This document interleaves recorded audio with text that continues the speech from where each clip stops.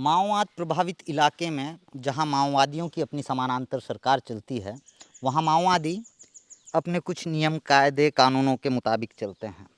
ना केवल माओवादी बल्कि उस इलाके में बस रहे बाशिंदों को भी माओवादियों द्वारा बनाए गए इन नियम कायदे कानूनों के मुताबिक ही चलना पड़ता है।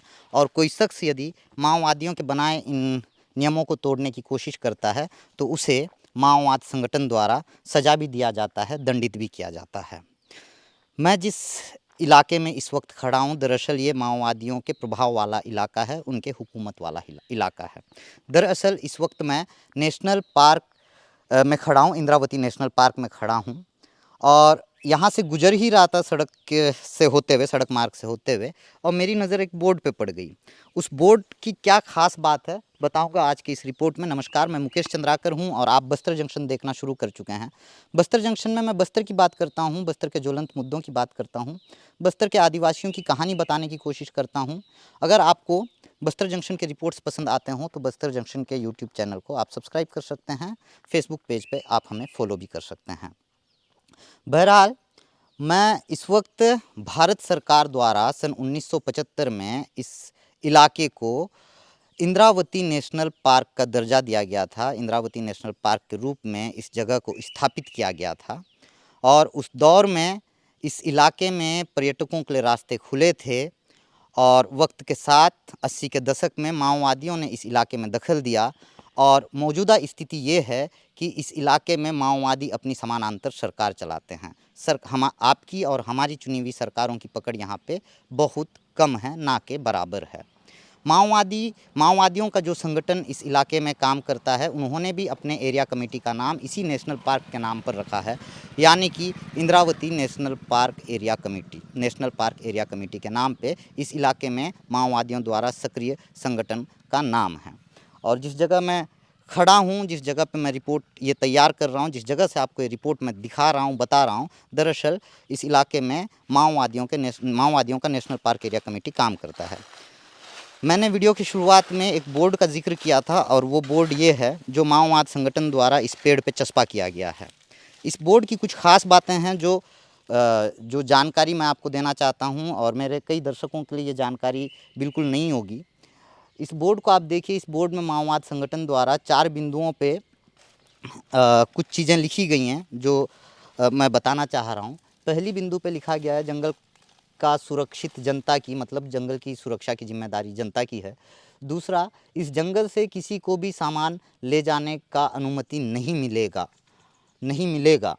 और तीसरी जो बिंदु है वो ये है, जंगल में शिकार करने का अनुमति नहीं है। बेहद महत्वपूर्ण बिंदु है कि शिकार करने की अनुमति माओवाद संगठन नहीं दे रहा है। चौथी जो बिंदु है वो ये है कि इस जंगल से जबरन सामान ले जाने व शिकार करने पर 50 से 1 लाख रुपये का जुर्माना होगा।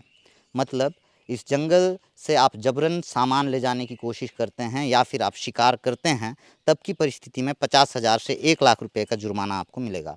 माओवादी जब भी इस तरह के बोर्ड को चस्पा करते हैं या बैनर, पोस्टर, पॉम्पलेट चस्पा करते हैं या फेंकते हैं, तब के कंडीशन में वो नीचे जो है अपने एरिया कमेटी का नाम का जिक्र ज़रूर करते हैं। जब मैं इस इलाके से गुजर रहा था तब मैंने इस बोर्ड को देखा और नीचे जो है मुझे किसी एरिया कमेटी का नाम नज़र नहीं आया, तो मुझको लगा हो सकता है कि आसपास के ग्रामीणों ने इस बोर्ड को लगाया होगा या फिर वन विभाग के अमले ने इस बोर्ड को लगाया होगा।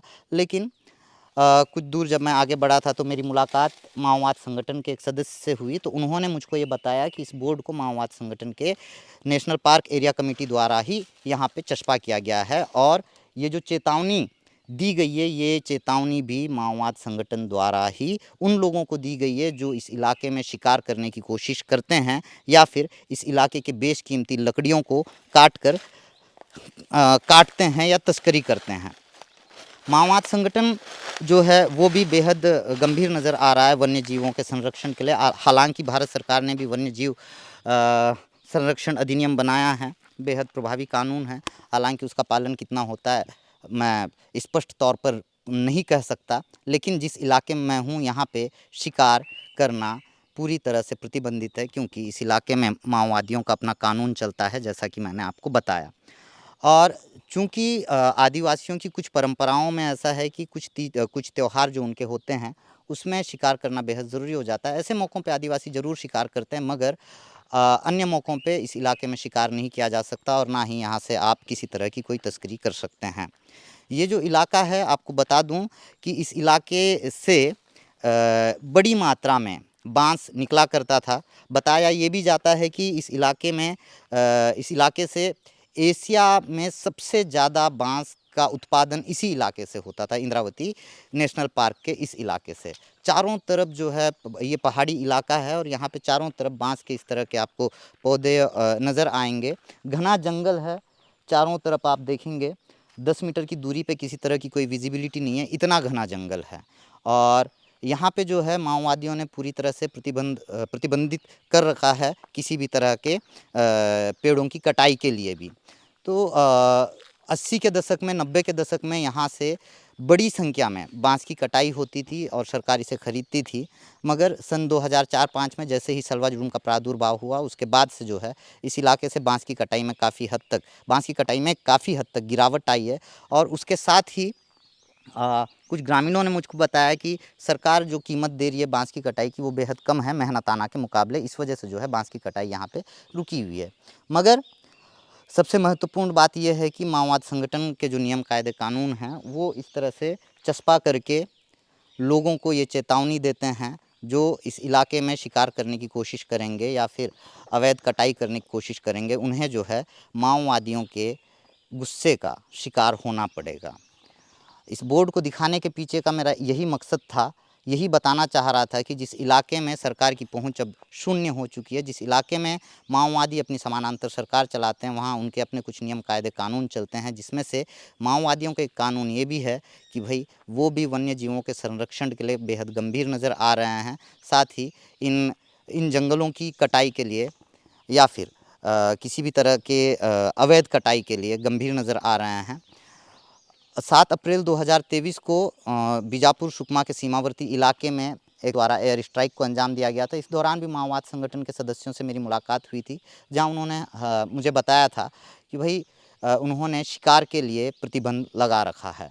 तो वन्य जीवों के संरक्षण के लिए माओवादी भी काफ़ी गंभीर नज़र आ रहे हैं और इस इलाके में वन्य जीवों की प्रचुरता है। आपको बता दूं कि वन अमले द्वारा लगाए गए अलग-अलग ट्रैप कैमरे में समय-समय पे इस इलाके में टाइगर भी नज़र आते हैं। NTCF जो एक संस्था है, अथॉरिटी है, उसके मुताबिक इस इलाके में 7 से 8 टाइगर मौजूद हैं आज भी। तो ऐसे में माओवाद संगठन भी नहीं चाहता कि भाई यहाँ पे अवैध किसी तरह का कोई शिकार हो। और साथ ही सरकार तो अपने कानून बनाकर ही, सरकार के अपने कानून भी हैं, लेकिन फिर भी शिकारी जो है इस इलाके में शिकार करने की कोशिश करते हैं, काफ़ी हद तक कामयाब होते हैं। यहाँ से शिकार करके 1-2 बार ऐसा हुआ है कि टाइगर के खाल के साथ जो है शिकारी पकड़े गए हैं। तो माओवाद संगठन के अपने नियम कायदे कानून हैं, जो मैं बताना चाह रहा था और दिखाना चाह रहा था। माओवादी इस तरीके से बोर्ड लगा के चेतावनी भी देते हैं कि भाई उनके इलाके में आकर आप किसी भी तरह से शिकार नहीं कर सकते, ना ही पेड़ों की कटाई कर सकते हैं। बहरहाल कैसी लगी आज की हमारी ये जानकारी, हमारी ये रिपोर्ट, बताइएगा ज़रूर। इसके साथ ही आप बस्तर जंक्शन के यूट्यूब चैनल को सब्सक्राइब कर लीजिएगा, फेसबुक पेज पे हमें फॉलो कर लीजिएगा। यहाँ हम कोशिश करते हैं कि बस्तर से जुड़े हुए अलग-अलग मुद्दों पे चर्चा करें, बस्तर से जुड़ी अलग-अलग जानकारियाँ आप तक पहुँचाएँ। धन्यवाद।